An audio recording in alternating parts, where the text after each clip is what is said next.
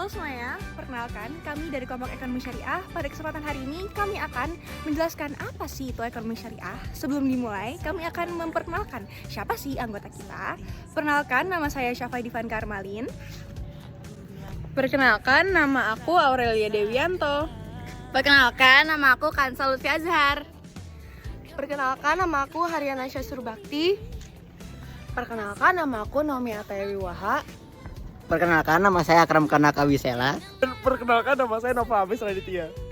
Di Indonesia, ekonomi Islam disebut juga sebagai ekonomi syariah. Masyarakat Indonesia mulai mengenal ekonomi syariah ditandai dengan adanya perbankan syariah, halal food, dan juga pariwisata Islam. Namun, masyarakat Indonesia masih tidak terlalu mengenal apa sih sebenarnya ekonomi syariah. Pada kesempatan hari ini, kami akan menjelaskan apa itu ekonomi syariah. Sistem ekonomi Islam adalah suatu sistem ekonomi yang didasari pada ajaran dan juga nilai-nilai Islam. Sumber dari keseluruhan nilai-nilai tersebut yaitu Al-Quran, As-Sunnah, Ijma, dan Qiyas. Nilai-nilai sistem ekonomi Islam merupakan integral dari keseluruhan ajaran Islam yang komprehensif. Aturan tersebut dinyatakan oleh Allah Subhanahu wa Ta'ala sebagai ajaran yang sempurna karena didasari oleh nilai-nilai Islam. Sistem ekonomi Islam berbeda dengan sistem ekonomi kapitalis dan juga sosialis. Jika sistem ekonomi kapitalisme dimiliki oleh masyarakat dan sistem ekonomi sosialisme dimiliki oleh negara, ekonomi Islam memiliki sifat dasar sebagai ekonomi rabani dan insaniyah dan dimiliki oleh Allah Subhanahu wa Ta'ala. Hal tersebut dibuktikan pula pada Quran Surat Toha ayat 6 yang berbunyi A'udzubillahi minasyaitonirrajim. Bismillahirrahmanirrahim. Lahu ma fis samawati wa ma fil ardi wa ma bainahuma wa ma tahtas tsara.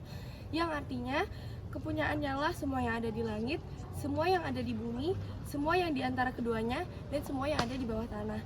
Kemudian, ekonomi syariah disebut juga sebagai sistem ekonomi rabbani karena syarat dengan arahan dan nilai-nilai ilahiyah, serta disebut sebagai ekonomi insani karena sistem ekonomi ini dijalankan untuk kemakmuran manusia. Terdapat beberapa definisi ilmu ekonomi Islam yang dikemukakan oleh para ahli.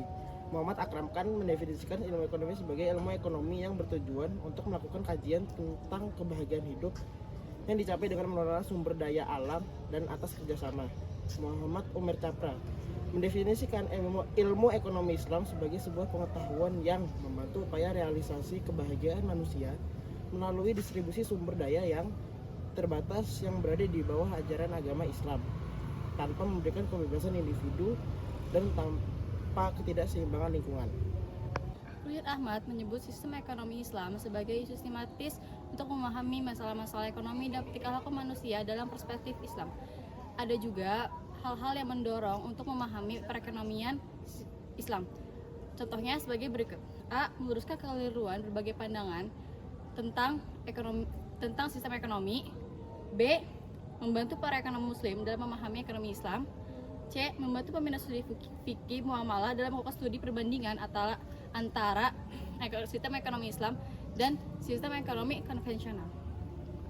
Sistem ekonomi Islam didasari atas keislaman itu sendiri yang terdiri atas 3 aspek pokok, yaitu akhlak, akidah, dan asas hukum.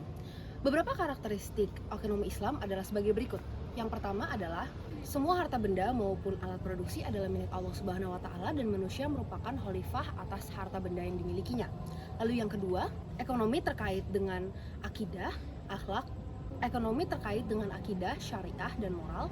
Lalu yang ketiga, keseimbangan antara kerohanian dan kebendaan. Yang keempat adalah ekonomi menciptakan keseimbangan antara kepentingan individu dan kepentingan umum. Lalu yang kelima, kebebasan individu dijamin dalam Islam. Yang keenam, negara diberi wewenang untuk ikut campur dalam perekonomian. Yang ketujuh adalah bimbingan konsumsi. Yang kedelapan adalah petunjuk investasi. Yang kesembilan adalah zakat. Dan yang kesepuluh adalah larangan riba. Kelebihan ekonomi syariah adalah sebagai berikut. Yang pertama, adanya distribusi kekayaan yang merata di masyarakat. Yang kedua, adanya jaminan sosial dan hak untuk hidup dalam sebuah negara. Dan kekurangan ekonomi syariah adalah sebagai berikut.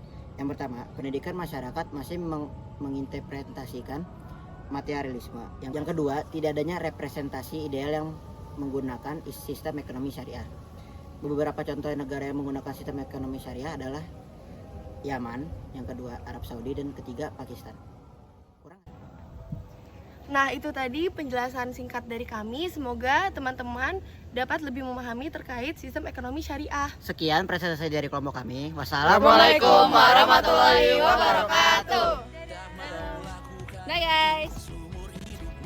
Lakukan apa yang kau mau. Sekarang saat hatimu bergerak, jangan kau larang. Pernah.